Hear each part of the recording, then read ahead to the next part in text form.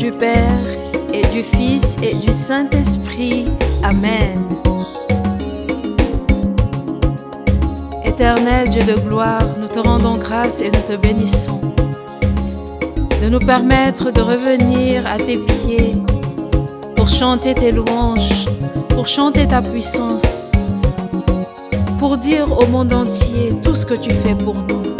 Toi le Dieu des miracles, toi qui fais tant de merveilles dans nos vies.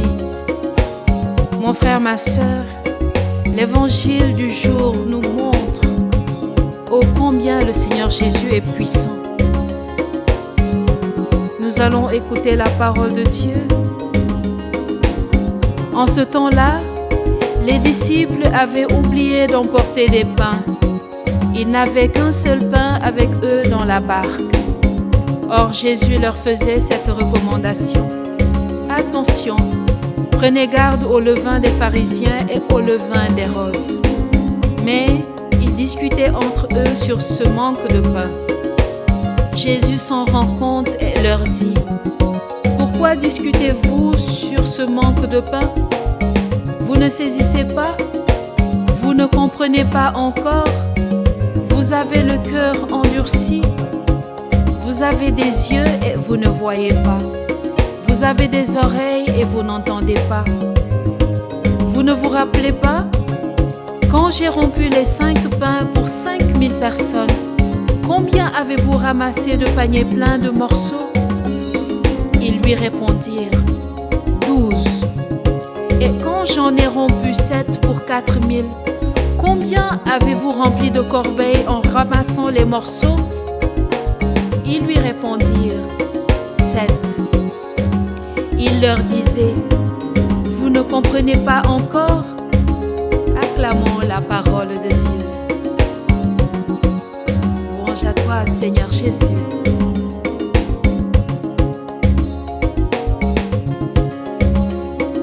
Mon frère, ma sœur, dans cette lecture, dans cet évangile du jour, nous voyons que le Seigneur Jésus rappelle à ses disciples les miracles qu'il a eu à faire dans leur vie, dans la vie de ceux qui les entourent et pourtant qu'ils ont eu à oublier. Alors aujourd'hui, chacun de nous va se rappeler les miracles que le Seigneur a fait dans sa vie. Chacun fera une introspection de sa vie pour voir à combien de reprises le Seigneur Jésus l'a préservé, à combien de reprises le Seigneur a veillé sur lui, à combien de reprises il l'a sorti de situations que la main d'un homme ne peut gérer. Alors, pour lui rendre toute la gloire, nous allons chanter, nous allons louer le Seigneur et nous allons lui dire ô combien il est puissant. Il est le Dieu de miracles, il est le Dieu de miracles, il est le Dieu de miracles, il est le Dieu de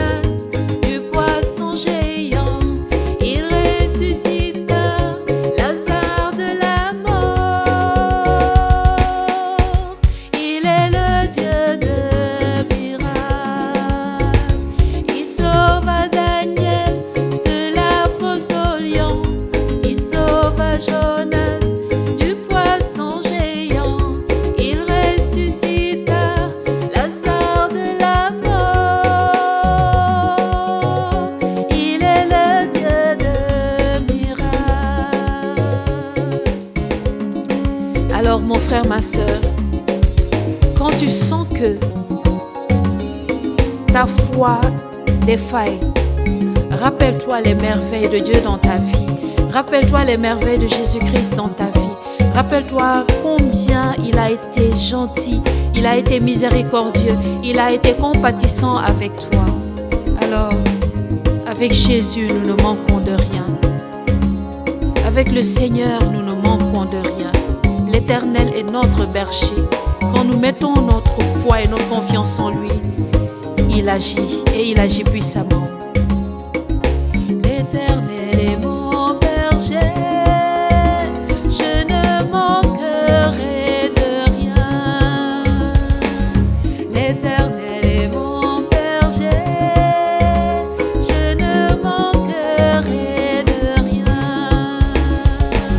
L'Éternel est mon berger, je ne manquerai de rien. Le Dieu des miracles, c'est mon papa. Le Dieu des miracles, c'est mon papa. Celui qui bénit, c'est mon papa. Le Dieu des miracles, c'est mon papa. Celui qui donne des enfants, c'est mon papa. Qui bénit les finances, c'est mon papa. Le Dieu de l'or et de l'argent, c'est mon papa. Celui qui guérit, c'est mon papa. L'Éternel est mon berger, je ne manquerai de rien. L'Éternel est mon berger, je ne manquerai de rien. Dis-le avec moi. L'Éternel est mon berger, je ne manquerai de rien. Alors tout au long de ce jour, tout au long de cette semaine, tu diras au fond de toi-même que l'Éternel est ton berger et tu ne manqueras de rien. Et tu verras à la fin de la semaine tout ce qu'il aura accompli dans ta vie. Si tu peux écrire, écris. Sinon, garde-le au fond de toi et remercie-le de toutes tes forces, car chaque jour, il fait des miracles dans ta vie, visibles ou invisibles. Ces miracles, ces signes et ces prodiges ne tarissent jamais. Merci Seigneur. Reçois notre gratitude. Reçois le merci profond de notre âme. Toi qui es vivant pour les siècles des siècles. Amen. Nous avons prié au nom du Père et du Fils et du Saint-Esprit. Amen. Que le Seigneur continue de déverser ses largesses dans vos vies. Amen.